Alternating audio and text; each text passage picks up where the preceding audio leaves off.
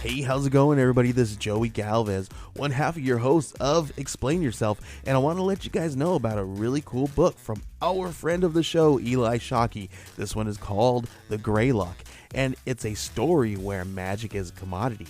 Potions are sold at corner stores.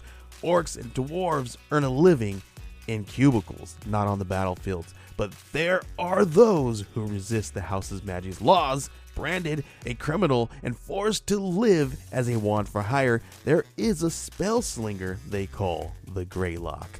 Check this one out. You guys can pre-order issue 3 right now with code JAN241939, and make sure you guys are heading over to your favorite LCS and letting them know that you want Greylock number 3, and maybe pick up the first 2 issues. You could do that at the Scout web store. So make sure you guys are grabbing the Greylock number 3, JAN241939 at previewsworld.com.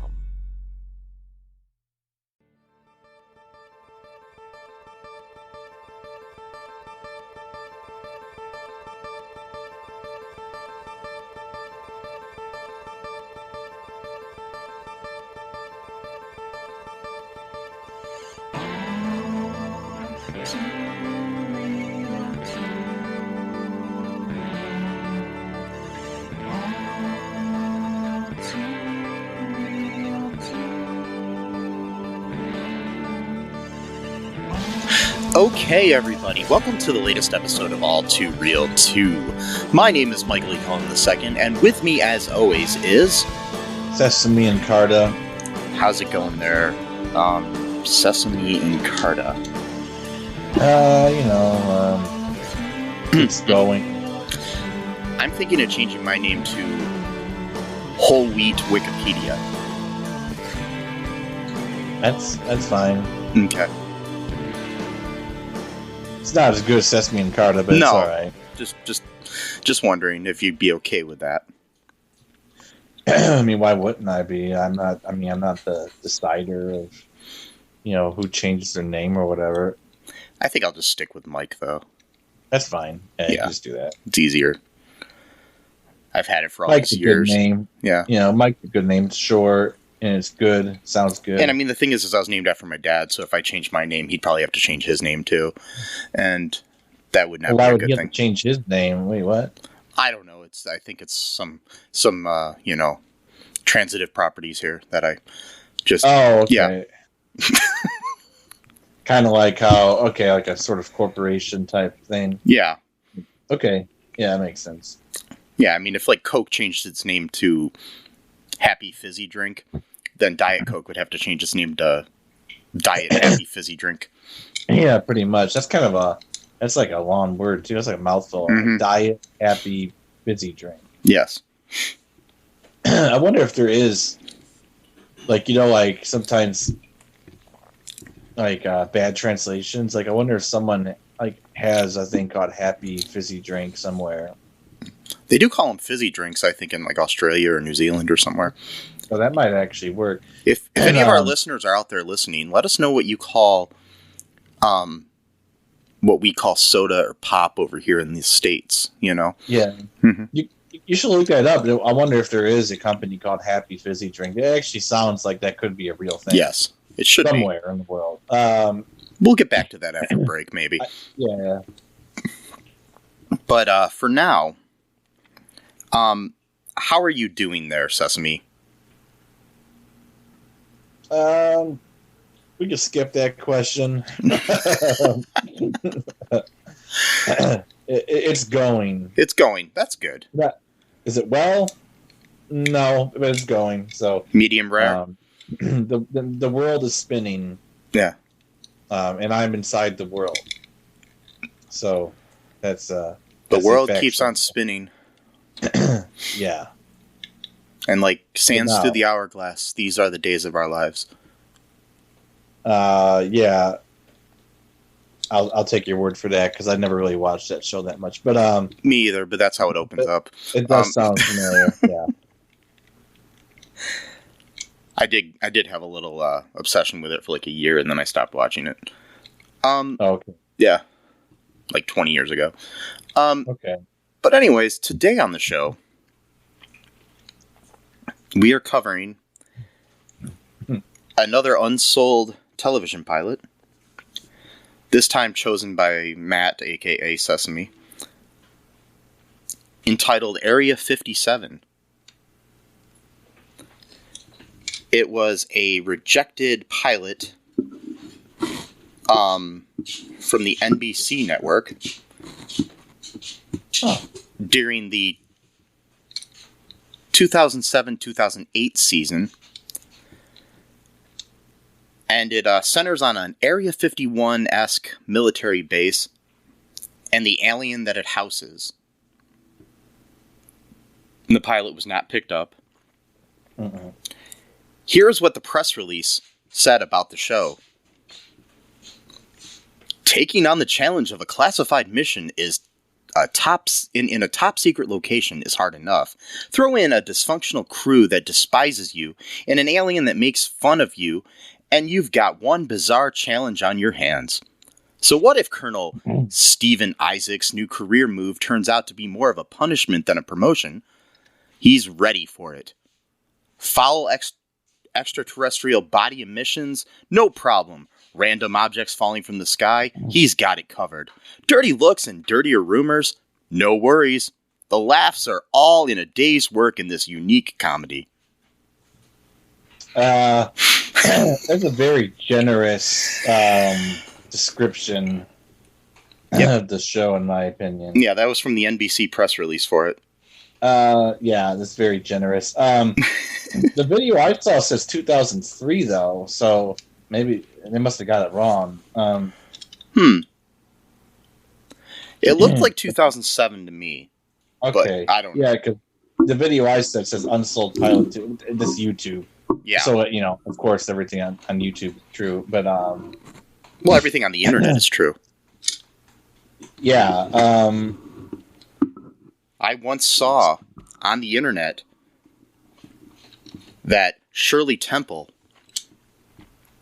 was actually the leader of the KKK. That's got to be true, Really? right? Really? Did you see that? No, I'm just making that up. Oh, okay. But I once saw a website that claimed that Barack and Michelle Obama were like clones of like some ancient Egyptian pharaohs or something like that. That's true. Yeah, and I forgot the exact theory, but it was a while back when I saw it. It was like 10 years. But that is true. That is very true. Oh, okay. So who else? This actually kind of has an all-star cast. Yeah, I mean you've got Bruce McGill, Jane Lynch, Kelly Yu. You've also got Matthew Lillard as Stephen Isaac. I'm sorry. And you got Paul Rubens as the visitor alien type person. Yeah. AKA Pee Wee Herman. Oh, okay. He looked familiar. Yeah. I was wondering. Okay. Yeah, that's what he's from. Anyways, so what happens in this here pilot, Matt? Stephen Isaacs, he thinks he's going somewhere else, but then he's being driven to this base, and he's given like his briefing. Then the car just drives off, and he's just kind of left there in the middle of this basically dirt road or whatever it is, and looking through his files, and then that's when Jane Lynch's character kind of just gives him like the rundown of what goes on there, and says that they used to test all their atomic bombs there. It says make sure you're not outside when the wind blows south or something like that, or north. I don't remember. Because it's safe. Just hanging out where atomic bombs were dropped. Pretty good safe zone. He goes in there. He's very eager to prove his his worth or whatever. We find out that this he calls them an extraterrestrial, and then the main guy, I forgot his name. He doesn't like that word. He refers to him as the visitor. That's his word for the extraterrestrial. Apparently, this ET/visitor. Also, too, like there's a lot of like weird like racial humor here, where it's like, or he might be from China somewhere, or like our Eskimo friend, like he just like changes the race of like the alien, just kind of weird and racist in a way. Yeah, it's like, kind of random, but pretty 'cause much of he's an that time. alien. Yeah, he's an alien, but they're also saying like our Eskimo friend, our Chinese guest, and at one point, Steven Isaac says, "Oh, our Mexican friend." Like suddenly, except Yeah. that one time he says something like he's not allowed to say it, basically, this alien, like he kind of just fucks with people. Like he's got the ability to, like, convince them of certain things or brainwash them or whatever. Like, and whenever anyone spends like too much time with him to try to get information out of him, like what he's doing here, like what's his plan, does he have some kind of agenda, he basically makes the person go like mentally ill, and then they gotta send in a new person. Yeah. And that's Steven Isaacs. He's a new person, so and we don't really know much about what happened because we only got one episode, but basically the guy messes with him, doesn't give him any information. He lies to him a few times. He misinterprets a few things he said in order to make him look like he's been saying like sexually inappropriate things, so stuff like that. I don't remember all the details, but that kind of thing going on, because you have the stereotypical quote hot lady, in the who works there type of thing, and so like, he called her hot, and so like, the alien's gonna use that against him, that whole thing, it's like, oh, you get it, it's funny. Yeah. So yeah, the visitor is basically kind of just a jerk. And messing with the general's head. So, yeah, Matthew Lillard's character, Steven's head, basically, making him think that they're friends for a second, so then he can let down his guard and say stuff like he thinks that Kelly Hu's character is hot, and then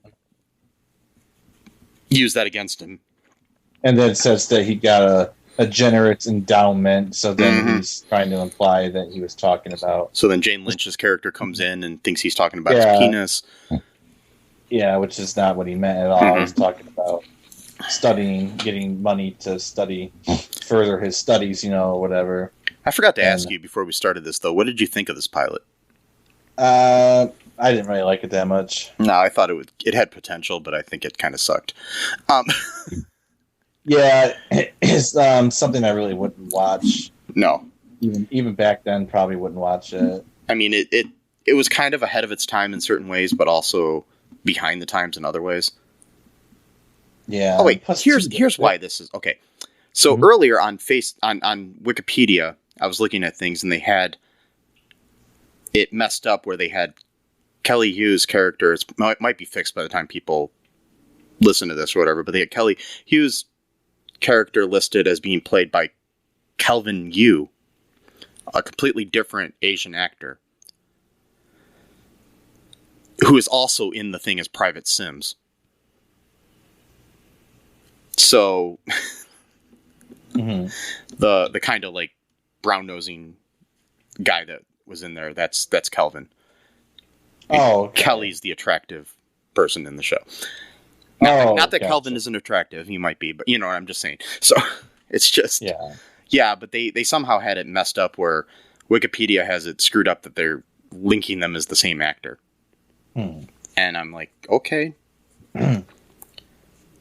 Well, since we're dealing with like space and secrets of the universe, maybe they are the same person, but from like multiverse, and then one was pulled from the other, but they both live in the same world now, but they don't know that they're the same person. Or it's an extreme case of racism where they don't even notice the sex of the actor. Yeah, well, that could be it too. Yeah. I mean, they think the alien might be Chinese for some reason, even though he doesn't look remotely Asian. So I don't know. Well, then that's weird. That'd be like double racism because either at the same time they can't tell Asians apart, and at the same time they don't know what an Asian person looks like. So it's like a double entendre, like like, what the heck? Oh, by the way, so at one point, like this alien, apparently what he likes to eat is caviar and straight vodka by itself. And then he farts real bad, and they close all the doors. So then Steven has to be the only person who smells the fart, and then he almost throws up because of it. That's top-notch humor right there, my friend. Oh yeah, fart humor is totally. Mm-hmm. And then at one point, as of right now, I'm watching it with the sound turned off.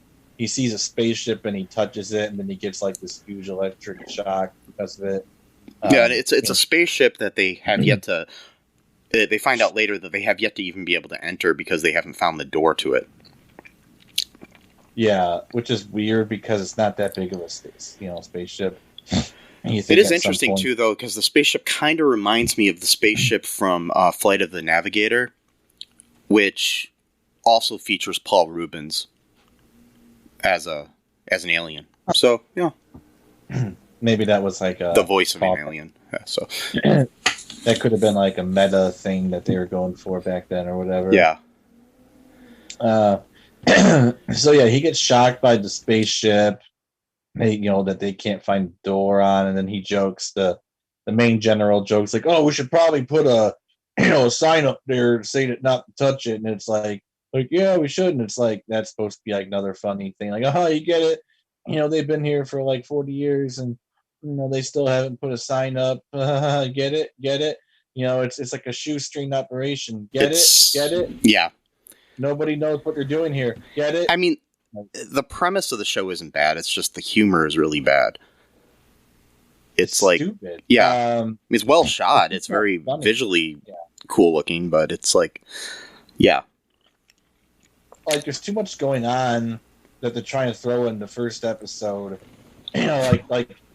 This should have been drawn out by 3 episodes or so. Yeah. Especially too how short the episode is. It's only 20 minutes long. Yeah. And which is weird because most shows go at least 22 minutes or what 20. Yeah, it's usually around 21, 22. But so this is really 30 seconds or a minute shorter than usual. And it could be because they didn't have any opening credits or anything, so that might have padded it out. And he's sitting there playing chess all the time by himself, the alien. Yeah. And it's I guess that's supposed to symbolize that he's playing chess, in his mind or whatever. And it's weird for a show with with Jane Lynch and Kelly Hu and Bruce McGill and Matthew Lillard and Paul Rubens for it to totally just kind of suck.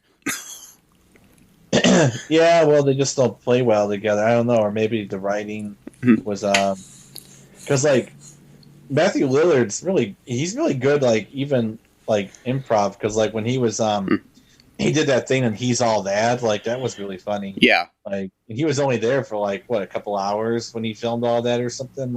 He was there for 20 minutes. Yeah, so wow. So he just did all that. His sarcasm was on point. I mean, it was really good. Really great. He was there for the length of the episode of the show, and pretty much. Yeah, he did all the lines just like that. I mean, they were delivered very well too. It wasn't just a phoning it in. I mean, or he may have been phoning it in, but if that is Matthew Lillard phoning it in, then he's an underrated actor. He's really good. Yeah. I'm in a movie with him. I may have brought this up in a previous episode, but yeah, I'm in the movie Home Run Showdown with him. Yeah, you have brought this up in several episodes. Actually, you're kind of bragging about it, but yes, I am. And you know what? That means I'm better than everybody in the world, and everybody must bow down to me when they see me. So I'm bowing down right now, but you can't see because I don't have video. Well, I think you should get on the video of the Zoom call just so I can see you bowing down to me.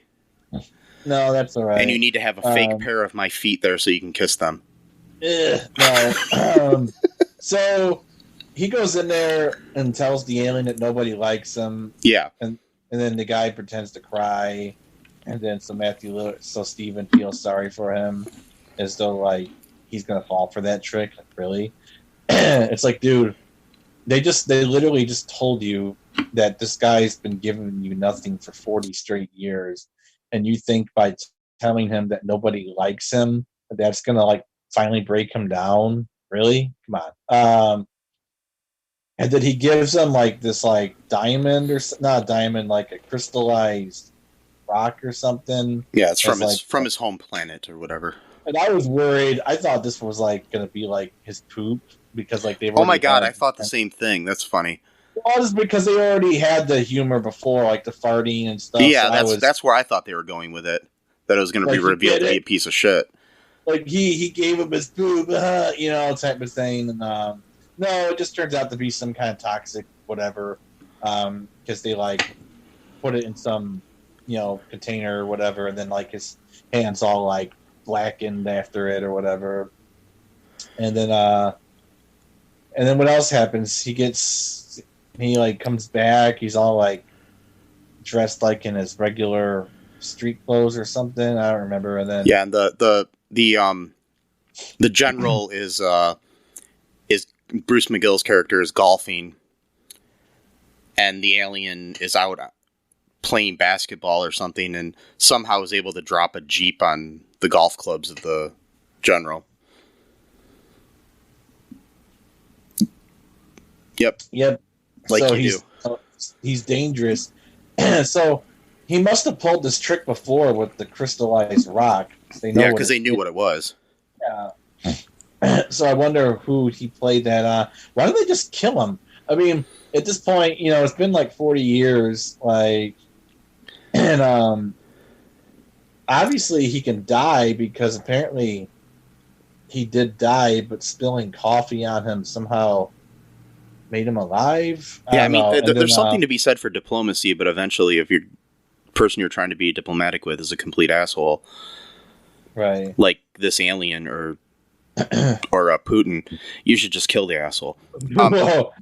Or maybe he can't be killed. I'm talking about the alien. Alien. Or maybe that's why. Maybe he pretended to die to get everyone to leave, so then he could just finally just leave the compound and just do whatever he wanted. Go back home. On spaceship or whatever, because maybe they imprisoned him. It kind of does actually look like that. So think about it. It kind of has the right to mess with them because technically he's like their prisoner. I mean, like, yeah, they give him his caviar and vodka and shit, but like technically Russian vodka, right? I'm joking. Well, it could have been Russia. This was 2007, so I don't know, probably. Man, you can make vodka pretty much on your own. Really. I know, I'm just joking. Actually, I think it's legal I actually looked this up a while back. I think it's actually legal to make your own vodka, like in bulk, but it has to only be like a certain amount of pounds or something like that for personal use. Interesting. There's certain regulations, I think, like of how potent it can be. I don't know. It's been a while since I looked it up because a few years ago I was looking for a hobby and I just thought, I don't know, would it be cool to make vodka? I don't know. You should have dove headfirst into that. Not the vodka itself, but to the making of vodka. And maybe today everybody would be buying Sesame and Carta vodka, and Oh, I like that sesame. And then it has a little thing on the cap that says "Open Sesame." Yes, oh, man, yeah, that would have been great. Oh, I think you should go with this, Matt. Anyways, do you want to take a quick break and we'll find we'll listen to our sponsors. Maybe one of them's a vodka company. I don't know. Yeah, sure. Okay, we'll be right back. No Outlet Live. Hey, I'm Jay Remy, host of No Outlet Live. If you're in a podcast that explore any and everything, check us out. We stream anywhere you listen or watch podcasts, or just type No Outlet Live, one word, in your Google search bar to find the show. Live Saturdays at 7 p.m. Eastern Time on Facebook. No Outlet Live, your road to boredom ends here. Do you like Tessa? Do you think this will be a date that can last? Well, she's not very articulate. And we are back. Yeah. And so there is nothing called happy fizzy drinks. So I think that should be the new thing. Along with your vodka, you should also make sesame and carta happy fizzy drinks. Yeah. For all the kiddies. Or just anyone that likes, fizzy drinks, Why not specifically gear it towards kids and help them rot out their teeth? I don't know. I guess. Kids don't need teeth. No. That's terrible. No, of course they do. Oh, yeah, they do. Never mind. I'm sorry. So anyways,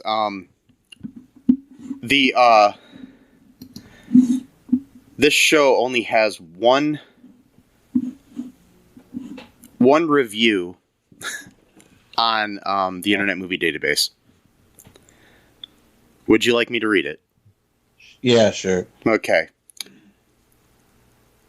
This is a 7 out of 10, written by Martin Haffer, our good friend, who we've read several reviews from on these unsold pilots.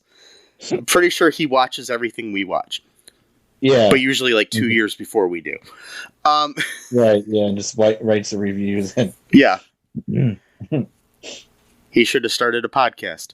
Yeah. If you're listening to this for any reason, Martin Haffer, you're welcome to come on the show and give us your review. Yeah. Or write us and let us know. It's mike@cullenpark.com. Okay, so there was some potential here, he says.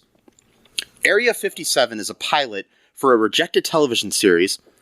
It can be found on YouTube. It stars Matthew Lillard as Colonel Isaac, a man who has been selected for a very special mission. It seems that an alien was captured 40 years ago, and he's in Air Force custody. And Isaac is going to be working with his alien, Paul Rubens. The problem is that the more time Isaac spends with it, the more he comes to realize that the alien is a really annoying jerk. In some ways, this show is similar to Elf, but without a puppet, and with the alien being even more annoying. It might have been fun to see where this could have gone had the series been approved. Interesting and never dull. This is worth a look. So that's a 7 out of 10. He kind of liked it. Yeah. Yeah. More than we did. It was very of its time, though. It's my thoughts on it. What other thoughts do you have here on this, Matt? Anything? Not really. I mean, I don't know. Yeah, it is what it is. Huh? I said it is what it is. It's just like, yeah. I wouldn't recommend it. I wouldn't have watched it in 2007 or 2003, whatever. Yeah. It was. I'm thinking probably 2007 seems the more accurate year, just by the style of it. Yeah, this seems also right around the time where people were discovering Jane Lynch. Yeah, she was in a few things, before that, obviously, but she was in a 40-Year-Old Virgin. She was in A Mighty Wind. Yeah. Those were all, 2003, 2005. Yeah. And, of course, Glee came out in 2008, so... Yeah, and then she was in The Rocker with... Yeah, that's right. With Rainn Wilson, yes. Rainn Wilson, who, by the way, I just learned is going to be playing Dr. Demento in Weird, the Al Yankovic story. Oh, okay. Who's Dr. Demento? Dr. Demento was a DJ who would play like funny type songs and stuff like that throughout the country. He had like a syndicated show. Oh, okay. And he was basically Weird Al Yankovic's idol and basically discovered him. Gotcha. Yeah. Okay. And Weird Al is, of course, being played by Harry Potter himself, Daniel Radcliffe. That's hilarious that he's playing. Yes. I just think that's hilarious. It is. Yeah. D-Dot, yeah. So, I don't know why I just said D-Dot, but... yes. But I actually can't wait for this movie to come out. So... Yeah, I know. Anyways, any other final thoughts on anything in the world, Matt? I got a lot of thoughts, but I don't know if they're safe to say on air, but yes. I think besides just doing a generic, oh, war is bad, man, peace, man, I think invading countries is terrible. No matter who does it. Yeah. I'm not saying, oh, one country does it, it's fine, the other country is bad. No. I'm very consistent about that. What if it's a single human being? What do you mean? Like if I just decided to invade Canada myself. I mean, you probably wouldn't win because it's just one person, but... you wouldn't stand behind me as my friend? No, I don't know if you invaded or tried to invade a sovereign country, but I would just say try to, if you are interested in this, which a lot of people are, because frankly I hate to say it, but it's true. Yeah, I think a lot of it's because Ukrainians, European country, they all look white, so I'm just putting that out there. That does seem to be. Yeah, it seems like more people are concerned about this than they were about, like, Bosnia. Yemen. Right, yeah, Yemen, for example, with Saudi Arabia is doing it in Yemen. So, and again, I'm just saying it's a fact. I'm not going to say any more than that. It's just a fact. Yeah. You can do what you want with that fact, but it's still a fact, But anyway, but the fact that is a fact doesn't then take away from the fact that Ukrainians, are going through, a terrible hell, ordeal. Yeah. So like multiple things can be true at the same time. I know a lot of people struggle with that because they've been taught to think in very binary terms about pretty much everything, not just international affairs, but just life in general. But my advice would just be try to go past that barrier of thinking that only one thing can be true. Like just like, it is actually possible in this country for regular medicine to be inexpensive or free, as well as the COVID-19 vaccine. Not one or the other, but for some reason, I'm sorry. Anyway, so right. So So my thing would just pray for Ukraine if you're religious minded. Try to donate if you can, donate some money to the various different causes for like aid, for example. Try not to get wrapped up in propaganda, regardless of what side you're on. Yes, I'm definitely on the Ukrainian side for obvious reasons. Because I know for a fact that Vladimir Putin is a right-wing authoritarian leader, and unfortunately, there are a lot of people who claim to be on the left wing but are just obvious stupid morons who just buy whatever Russian propaganda they see, and automatically that makes them left wing. I'm like, no, it just means you're left wing, but yet you follow propaganda of a government that's even more right wing than the American government is, which makes you a complete moron. But okay, because the Russian state media is saying that the Ukrainians are Nazis, and so Putin is just taking out Nazis. Well, wait, but Ukraine's president's Jewish, so what? And then it's like, oh well, it's still Nazi, but it's led by a Jewish guy who supports the Nazis. Well, wait a minute. Nazis, by the definition, hate Jews and they want to kill Jews. So why would they elect a person that they want to kill but haven't killed yet? I just does not compute. Well, this is the same world where I saw a video the other day where some guy was trying to say that Joe Biden is not president, but yet still at the same time tried to blame him for gas prices. Right, yeah, exactly. So it's that sort of cognitive dissonance. So I would just push back against the propaganda, and that even includes Ukrainian propaganda, because, like, for example, like I saw somewhere where like someone was claiming that like Ukrainian have already killed 9,000 Russian troops or something. Like, no, that's no way it's possible. Like,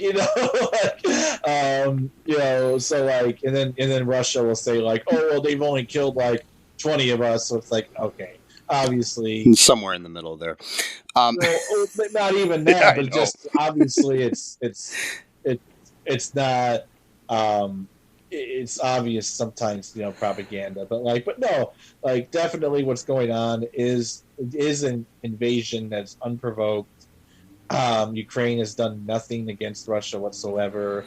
They're not as Putin says, quote, denazifying Ukraine, which I've already said is nonsense, because not only is it nonsense because it's not true, but it's nonsense because Vladimir Putin for the past 15, maybe 20 years has been funding and supporting far-right and sometimes explicit Nazi groups throughout Europe. So by that own logic, he would need to invade the countries where he supports Nazis as well as Ukraine, which makes no sense at all. Also, there are Nazis in Russia, so that means Putin's got to turn around and then invade his own country to, quote, denazify it? Like, how does that make any logical sense at all? It doesn't.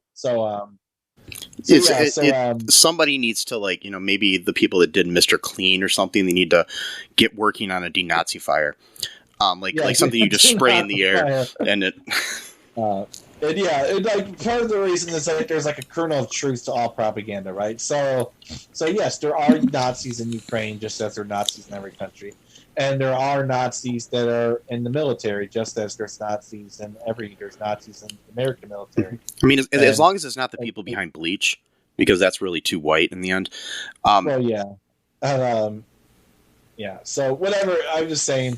Don't believe the propaganda, especially the Russian propaganda, because in this case, that's the invading party. So that's the propaganda that you need to look out the most for. That doesn't mean give every other propaganda a pass, but this is clearly Russia or Vladimir Putin is clearly the aggressor in this particular situation going on in the world right now. There's no other way to say it. People can try to church it up all they want. This is the actual facts on the ground. You might like that fact because you like Russia, whatever, but that still doesn't change the reality. That's all I got to say about that. So, okay. Yep. And so, like, if an actual alien ever lands on our planet, there's going to be issues. I can just tell from the fact of wars we have here between humans. So, for certain. So, anyways, where can people find you on the internet? Nowhere, really. I don't know. Just my, I don't know. I don't know. I don't really have any pages. What's that? Yeah, so they can find us, though, on the Facebooks, on the Twitters, on the TikToks,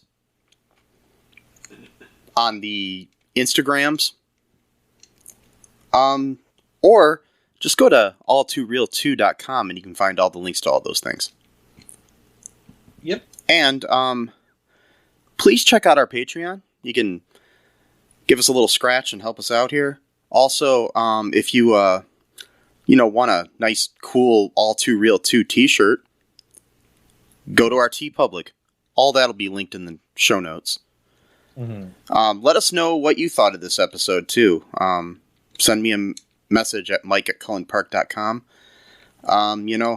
Help out people where you can in the world. Be safe. Wear a mask if you have to still. Wear a condom. And until next time, from your good friends Mike and Sesame, bye-bye. Thanks for listening to All Too Real 2 podcast, a Cullen Park production. Produced and edited by Michael E. Cullen II. Music by Matthew Hawes. Subscribe and share the show. Visit us at cullenpark.com.